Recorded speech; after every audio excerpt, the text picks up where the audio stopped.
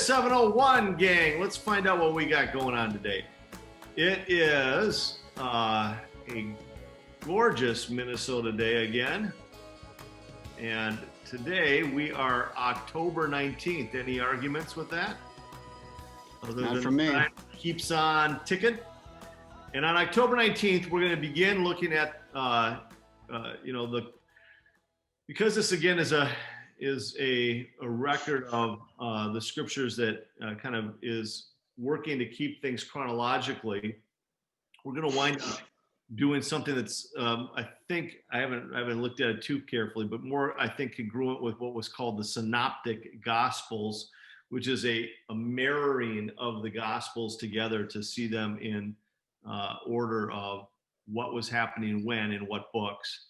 And so today we're looking at the genealogies of Jesus. And before we do that, we're going to take a moment and lean into, again, the Bible Project as they outline today the book of Matthew. And in part, because Matthew is such a large book, they break it into a couple sections. So we'll look at the first section as they outline Matthew 1 through 13. And then we'll dive into our reading. Let's get going. The Gospel according to Matthew. In the first video, we saw how Matthew introduced Jesus as the Messiah from the line of David, and as a new authoritative teacher like Moses, and also as Emmanuel, which in Hebrew means God with us. After Jesus announced and taught about the arrival of God's kingdom, and after he brought the kingdom into day-to-day life among the people of Israel, we saw that Jesus was accepted by many, but rejected by others, especially Israel's religious leaders, the Pharisees. And so the big question is, how is this conflict between Jesus and Israel's leaders going to play itself out? The next large section, chapters 14 through 20, explore all the different expectations people have about the Messiah. So Jesus keeps healing sick people, and twice he even miraculously provides food for these huge crowds in the desert. One's made up of Jewish people, and the other is a non-Jewish crowd. And this sign, it's very similar to what Moses did for Israel in the wilderness. And so all these people are excited about Jesus. They think he's the great prophet and the Messiah, but not the religious leaders. Their view of the Messiah is built on passages like Psalm 2 or Daniel chapter 2 about a victorious Messiah who's going to deliver Israel and defeat the pagan oppressors. And from their point of view, Jesus, he's a false teacher. He's making blasphemous claims about himself. And so there are stories here about them increasing their opposition, hatching a plan to kill him. And so in response, Jesus, he withdraws, and he begins teaching his closest disciples what it means for him to be Israel's Messiah, because it is not what anybody expects. So Jesus asks his disciples, chapter 16, he says, "Who do you all say that I am?" And Peter comes up with the right answer, it seems. He says, "Well, you're the Messiah. You're the Son of the living God." But then it becomes clear that Peter's thinking about a king who's going to reign victoriously through military power. And Jesus challenges Peter, saying that, yes, I am going to become king, but through a different way. And so Jesus starts to teach on themes from the prophet Isaiah, who said that the Messianic king would suffer and die for the sins of his own people. And so Jesus, he was positioning himself as a Messianic king who reigns by becoming a servant, and who would lay down his life for Israel and the nations. Well, Peter and the disciples, they mostly just don't get it. And so Jesus enters into the fourth block of teaching, followed by a series of teachings after that. And these are all about the upside-down nature of Jesus' messianic kingdom, which turns upside down all of our value systems. So in the community of the servant king, you gain honor by serving others. And instead of getting revenge, you forgive and do good to your enemies. And in Jesus' kingdom, you gain true wealth by giving your wealth away to the poor. To follow the servant Messiah, you must become a servant yourself. In the next section, we watch the two kingdoms clash, Jesus' kingdom and that of Israel's leader. Jesus comes to Jerusalem for Passover riding in on a donkey, and the crowds are hailing him as the Messiah. And Jesus immediately marches into the courtyard of the temple, and he creates this huge disruption that brings the daily sacrifices to a halt. His actions speak louder than words here. As Israel's king, Jesus was asserting his royal authority over the temple, the place where God and Israel met together.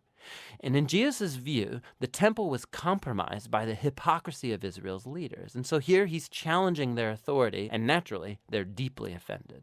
And so they try to trap Jesus and shame him in public debate, and they fail. So they end up just determining to have him killed. In response, Jesus delivers his final block of teaching. He first offers this passionate critique of the Pharisees and their hypocrisy, and then he weeps over Jerusalem and its rejection of God and his kingdom. Then Jesus withdraws with the disciples and he starts telling them what's going to happen. He's going to be executed by these leaders, but in doing so, they're going to create their own demise, because instead of accepting Jesus' way of the peaceful kingdom, they're going to take the road of revolt against Rome, and so Jerusalem and its temple are going to be destroyed. But, Jesus says, that is not the end of the story. He's going to be vindicated after his death by his resurrection. And one day, he'll return and set up his kingdom over all nations. And so in the meanwhile, the disciples need to stay alert and stay committed to just announcing Jesus and his kingdom and spreading the good news. And so with all of that ringing in the disciples' ears, the story comes to its climax. That night, Jesus takes the disciples aside and he celebrates a Passover meal with them. The Passover retells the story of Israel's rescue from slavery through the death of the Passover lamb. And then Jesus takes the bread and the wine from this meal as new symbols, showing that his coming death would be a sacrifice that would redeem his people from slavery to sin and evil. After the meal, Jesus is arrested. He's put on trial before the Sanhedrin, a council of Jewish leaders, and they reject his claim to be the Messiah. They charge him with blasphemy against God. Then Jesus is brought before the Roman governor Pilate, and he thinks Jesus is innocent, but he gives in to the pressure from the Jewish leaders, and he sentences Jesus to death by crucifixion. So Jesus is led away by Roman soldiers and crucified. Now, you'll notice right here in this section that just like Matthew did in the opening chapters, he increases the number of references to the Old Testament. He's trying to show that Jesus' death was not a tragedy or a failure. Rather, it was the surprising fulfillment of all of the old prophetic promises. Jesus came as the servant Messiah, spoken of by Isaiah. He was rejected by his own people, but instead of judging them, he is judged on their behalf, bearing the consequences of their sin. So the crucifixion scene, it comes to a close, and Jesus' body is placed in a tomb. But the book ends with a surprising twist, the last chapter. The disciples, they discover on Sunday morning that Jesus' tomb is empty. And then all of a sudden people start seeing Jesus alive from the dead. And the book concludes with the risen Jesus giving a final teaching called the Great Commission. Jesus says that he is now the true king of the world. And so he sends his disciples out to all nations with the good news that Jesus is Lord and that anyone can join his kingdom by being baptized and by following his teachings. And echoing all the way back to his name, Emmanuel, God with us, from chapter 1, Jesus' last words in the book to his disciples are, "I will be with you." It's a promise of Jesus' presence until the day he finally returns. And that's the gospel according to Matthew. How much do you love that? That's great. Good stuff. All right, with that little backdrop, let's go take a look at this this book. Todd, why don't you launch us out today? All right, we're going to look at the genealogies of Jesus, but hang on a second here. I got to do something with my screen so I can actually see what's going on here. All right. These are the genealogies of Jesus. Matthew's account has no formal introduction, but rather begins with a genealogy tracing the descent of Jesus from his ancestor Abraham through the royal lineage of David the king. Matthew lists 42 of the known generations and divides these into 3 groups of 14 each. The genealogy is traced through Jesus' legal father, Joseph, as the husband of the Virgin Mary, to whom Jesus was born. Matthew's genealogy contains several happy surprises. Back in Jesus' early roots are not only such notable righteous men as Abraham and David, but also several who stand out in history as being particularly unrighteous, including wicked King Manasseh. Not only are there Jews, as would be expected, but also Gentiles, including a Canaanite and a Moabite, whose respective countrymen have been notorious enemies of God's people. Also somewhat surprising, in view of their social status at this time, is the listing of women as well as men. Furthermore, at least 2 of the women are known best for sins which they had committed. So here we are in Matthew chapter 1, verses 1 through 17. This is the genealogy of Jesus the Messiah, the son of David, the son of Abraham. Abraham was the father of Isaac, Isaac the father of Jacob, Jacob the father of Judah and his brothers, Judah the father of Perez and Zerah, whose mother was Tamar, Perez the father of Hezron, Hezron the father of Ram, Ram the father of Amminadab, Amminadab the father of Nahshon, Nahshon the father of Salmon, Salmon the father of Boaz, whose mother was Rahab, Boaz the father of Obed, whose mother was Ruth, Obed the father of Jesse, and Jesse the father of King David. David was the father of Solomon, whose mother had been Uriah's wife.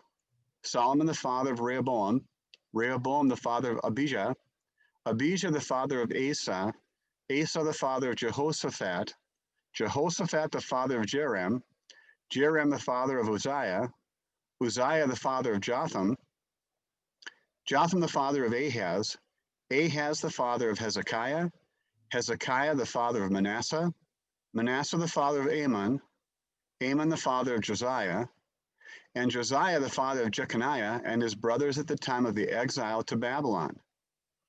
Now after the exile to Babylon, Jeconiah was the father of Shealtiel, Shealtiel the father of Zerubbabel, Zerubbabel the father of Abihud, Abihud the father of Eliakim, Eliakim the father of Azar, Azar the father of Zadok, Zadok the father of Achim, Achim the father of Elihud, Elihud the father of Eleazar, Eleazar the father of Mattan, Mattan the father of Jacob, and Jacob the father of Joseph, the husband of Mary, and Mary was the mother of Jesus, who is called the Messiah. Thus there were 14 generations in all, from Abraham to David, 14 from David to the exile to Babylon, and 14 from the exile to the Messiah. Luke also provides a genealogy of Jesus, but his account traces the lineage directly through Jesus' mother Mary. This explains the difference in ancestors from Heli, assumed to be the father-in-law of Mary's husband Joseph. To David, Luke's genealogy also goes beyond Abraham, all the way back through Noah, Enoch, Seth, and Adam to God himself, who created the human race. He was the son, so it was thought, of Joseph, the son of Heli, the son of Mattat, the son of Levi, the son of Melchi, the son of Janai, the son of Joseph, the son of Matthias, the son of Amos, the son of Nathan, the son of Esli, the son of Negai, the son of Mattat, and the son of Matthias, the son of Simeon, the son of Joseph, the son of Joda, the son of Jonan, the son of Reza, the son of Zerubbabel, the son of Shealtiel, the son of Neri, the son of Melchi, the son of Adi, the son of Kosam, the son of Elmadam, the son of the son of Joshua, the son of Eleazar, the son of Joram, the son of Mattat, the son of Levi, the son of Simeon, the son of Judah, the son of Joseph, the son of Jonam, the son of Eliakim, the son of Meliah, the son of Menah, the son of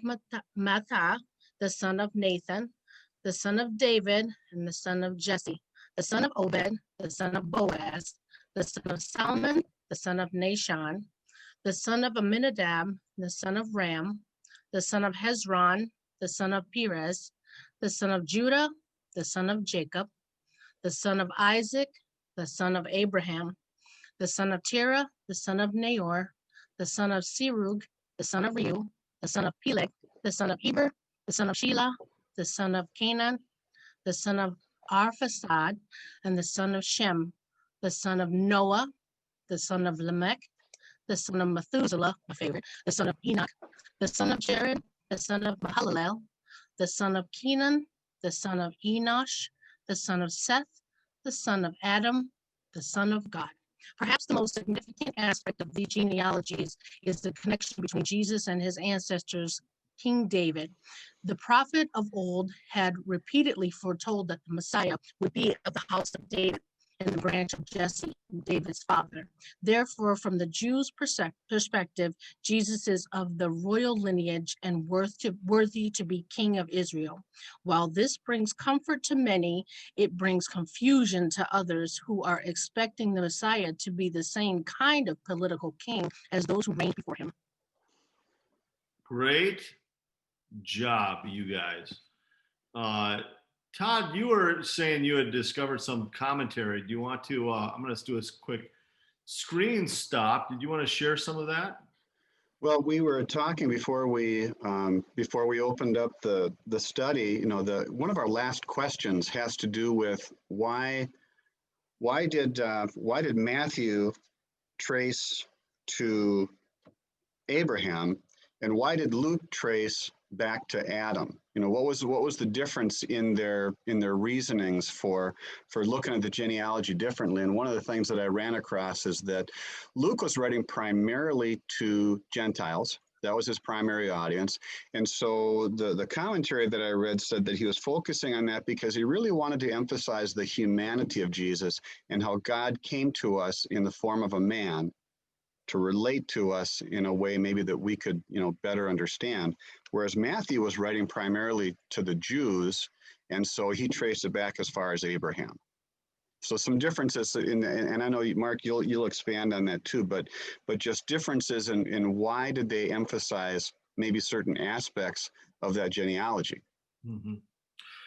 It's awesome. And one of the things, real quick, just to take a crack at Chris, Bjorklund asked in the chat, you know, why was it 30 years or 29 years before Jesus started his ministry or revealed himself as Messiah? And I think it's just as simple as inside of the culture of the day, that the rabbinic way of operations was you'd start as a young student of a rabbi around, you know, 14, 15 years old, and you walked with them for about 15 years before you would step into being released into your rabbinic leadership. And so I think in the line of the culture of the day, he was operating inside of the culture as God, using what was true of culture to begin his ministry in the normal flow of activity. I think it was just how things were happening. So I don't think there was anything supernatural or special about the decision to wait. I think it was just in the flow of the day with which he was born. So I don't know. So Mark, do you think that, so then are you saying that then that adds a little credibility in that sense, because he, you know, he followed their traditions and was kind of steeped in them? Yeah, he was steeped in it. So one of the big questions with these genealogies, I mean, there's a lot of stuff that's really valuable here. I love the fact that there's, particularly Matthew's genealogy highlights some real corrupted figures. I love that there's the notation of women, which is so valuable in being countercultural in that sense of the elevation of the status of women, which the Bible really is unbelievable as a document in elevating status of women. But the bigger question, and this is really critical, is these are two different genealogies. And I don't know if you have looked at them in parallel before or ever set them next to one another. But what the heck is that all about? You know, we gotta spend a little bit of time kind of going, why in the world is Luke's genealogy different than Matthew's genealogy? And how big a problem is that? Is it a problem at all? Is there a rational reason? Does it make sense? Can we all end the study today going, it's super clear, I don't know why this would be a problem for anybody? Or do we leave scratching our head going, wait a second, if the first two chapters in these two documents can't agree on the genealogy, why would we ever trust Jesus? which is, I think, really what's at stake. And so we got to go do a little digging in the historical documentation, don't you reckon?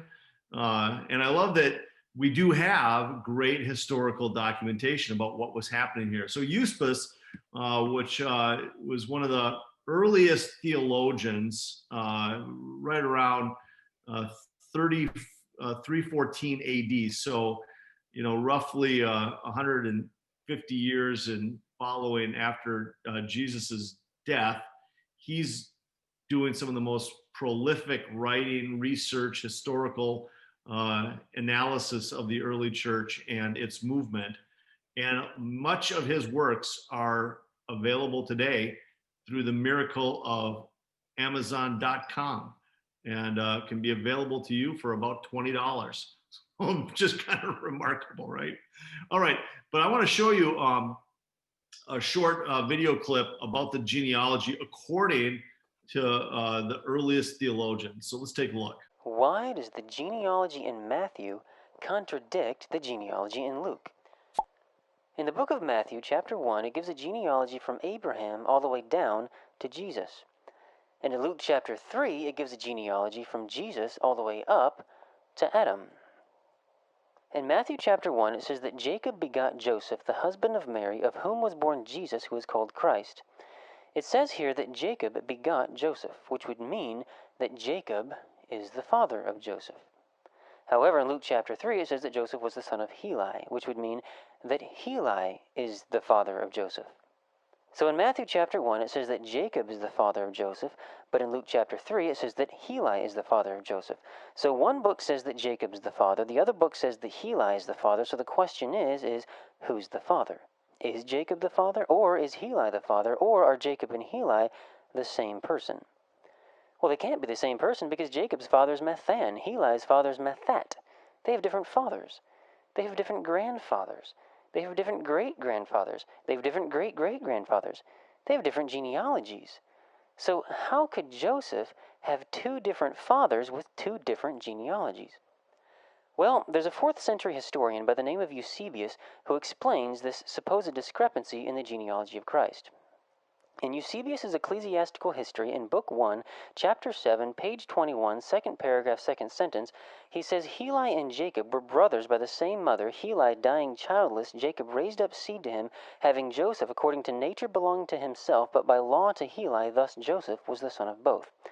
According to Eusebius, Jacob and Heli were brothers.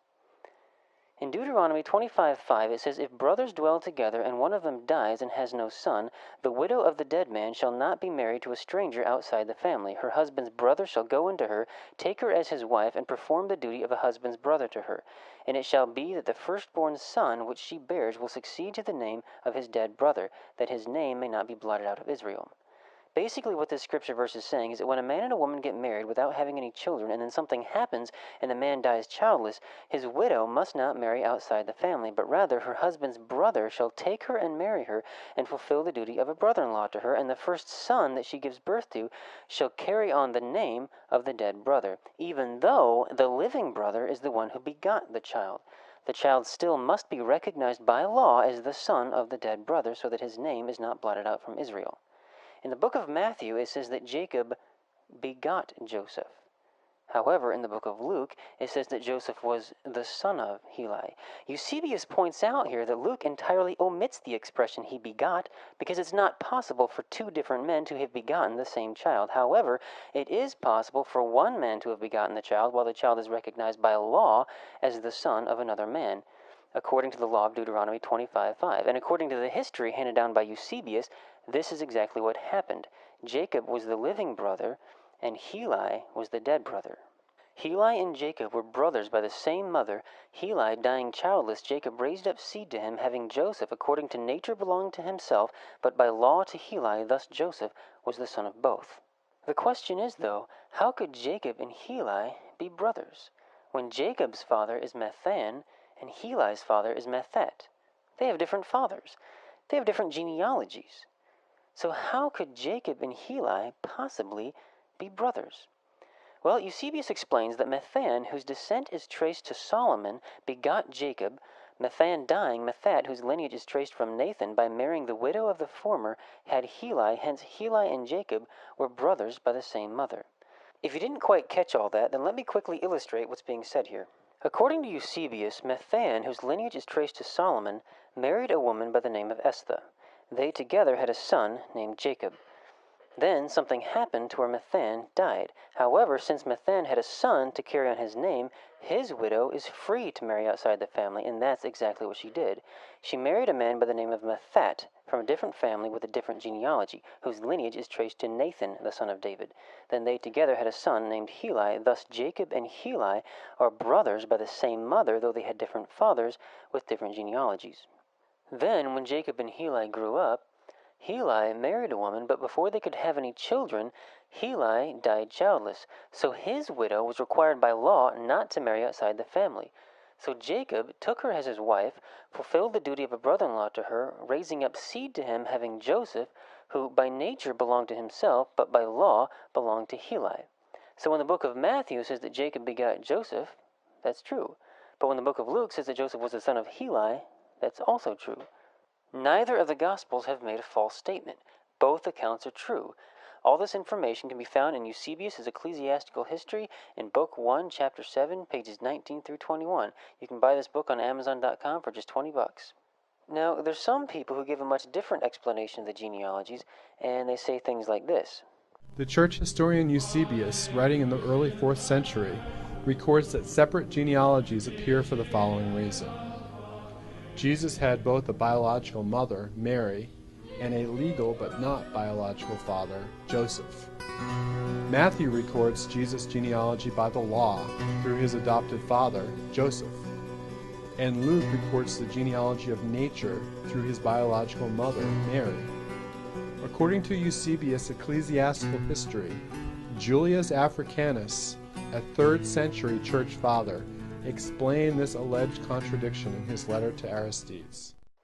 According to this guy, the genealogy in Matthew is that of Joseph, and the one in Luke is of Mary, which would mean that when the book of Luke says that Joseph was the son of Heli, what it means is that Joseph is the son-in-law of Heli, which would mean that Heli is the father of Mary, and Joseph married his daughter.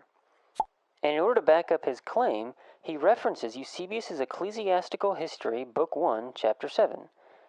Well, I own Eusebius' Ecclesiastical History, and I looked up Book 1, Chapter 7, and according to Eusebius, Heli died childless. He says, Heli, dying childless, Jacob raised up seed to him. So how could Mary be the daughter of Heli when Heli died childless? According to Eusebius, Joseph is not the son-in-law of Heli. He's the son of Heli according to the law, not according to the law of marriage, but according to the law of Deuteronomy 25:5, the law of a brother-in-law, when a man raises up seed to his dead brother. So I don't know where this guy got his information, but he definitely did not get it from Eusebius like he claims. According to Eusebius, both genealogies are of Joseph, neither are of Mary.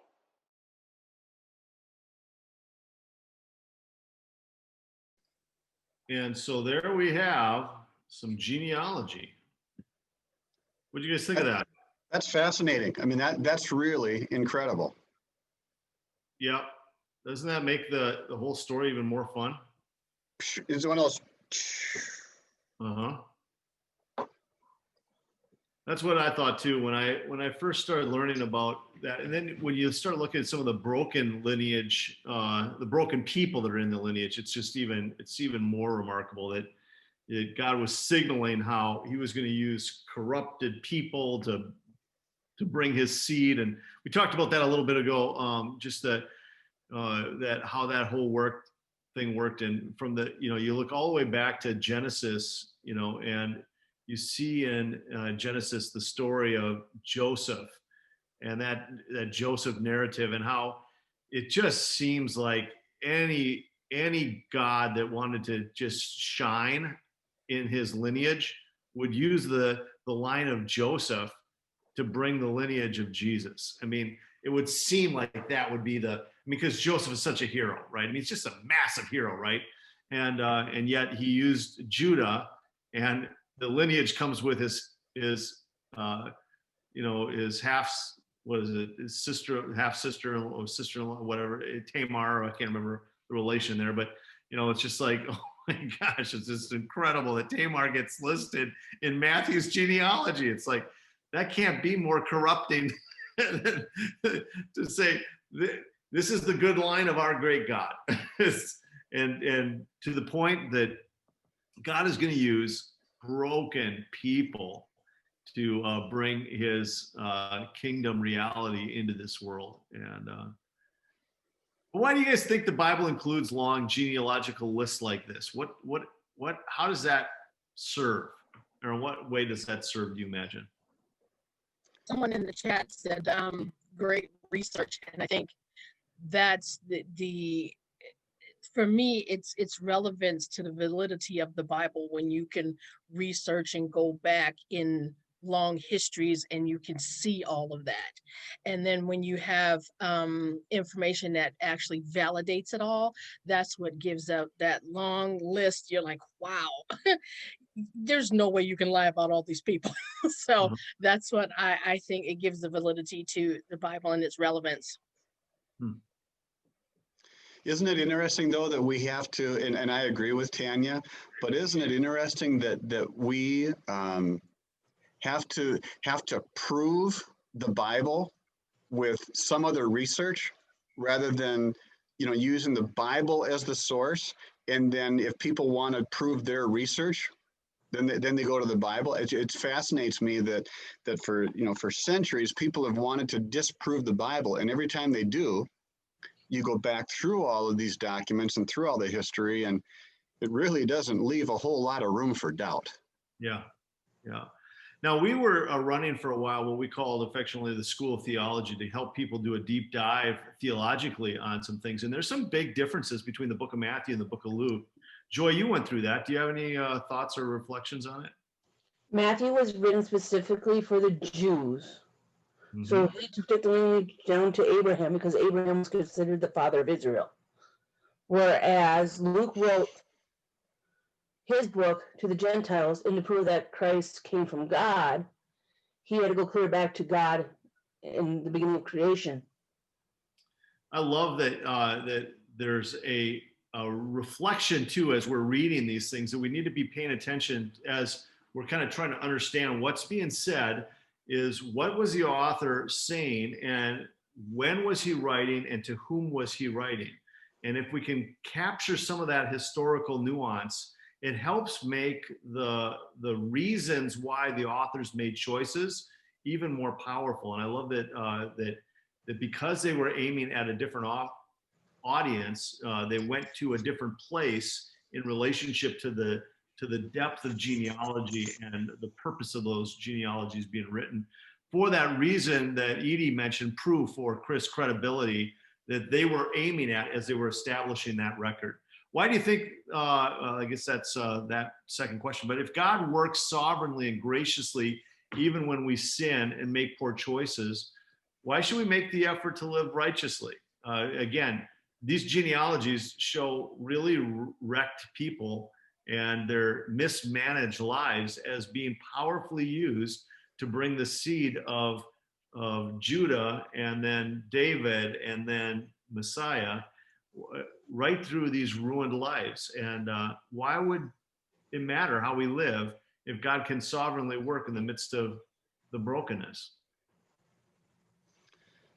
Mark, when I think about that, I think that, if God wants, who am I to say what God wants? But it seems to me that what God is after and what he desires is our hearts, and he desires our relationship with him. And so when we recognize that we are broken, as we all are, that if our desire is for him, in spite of our brokenness, why would we want to live righteously?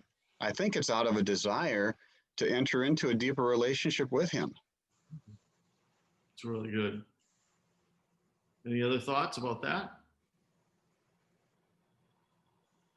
I think too that if we don't live in our world righteously, with all the examples we have, it's pretty much a destruction that will happen if we don't choose that. I mean, we can see it all around us. Some people can easily, some people don't, but eventually you do start seeing the things that are happening in our society and in our world, and that should prompt your heart to want to change, to live righteously. At least that's what I would think. Like, do you not see, like, okay, how many more people can we see die from drunk driving before somebody changes a heart or something? And that's why I think if not, our society will be destroyed. When you look at the way that the genealogy does contain these broken people, though, how might the passage encourage those who suffer from a dubious family history? It goes to show that God, no matter what our family history is, that God can use us. So look how he used Ruth and Rahab with Ruth married Boaz and had Obed and all that. But at the same time, Ruth gave up everything she knew to become a follower of Christ before there was even such a thing. And then you got Rahab, who saved the spies, even though she could have easily turned them in. Probably made a little dough off it too. Mm-hmm. Any other thoughts? I think encouragement. Mark, one thing that comes to my mind is the word hope. That, you know, when your life is broken, that Jesus brings hope. And why does it seem like there's such an attraction of the broken toward Jesus? It's because he brings us that hope. And I think oftentimes if you are a self-made person, so to speak, you know, you talk about the pride of, you know, look at what I've done. And that is not appealing to God at all. Why does he appeal to the broken? Because he gives us hope in the midst of terrible situations. Yeah. Hey, Joy, that hope that Todd's talking about, you want to pray that over us as a group today? You're such a person anchored in hope in the midst of crazy storms. Why don't you pray that over our church? Okay. Lord, I thank you for the day. I thank you that we could come together and learn about your son today. But I also want to pray that in our brokenness, that you keep helping us find the hope that you have for us. And I thank you for the fact that I've been able to find so much hope in my time of darkness, Lord. And I ask for those that are struggling right now, would you just give them the same hope that you've given me? And I ask that you just cover us all in your hope. In your name, amen. Amen. Amen. So was this a pretty decent study, working through the genealogies? I know everybody, when they look at that, go, oh no. But was it good? Crazy. Really good. Awesome. Not a waste of time spent this morning, huh? All right, King. I hope you guys have a blessed and wonderful day and enjoy all of what God has in front of you. I appreciate being here with you. You guys have a great morning. Bye. Thank you, Joy. Thank you, Tanya. Thanks, ladies. See you, gang. Bye-bye.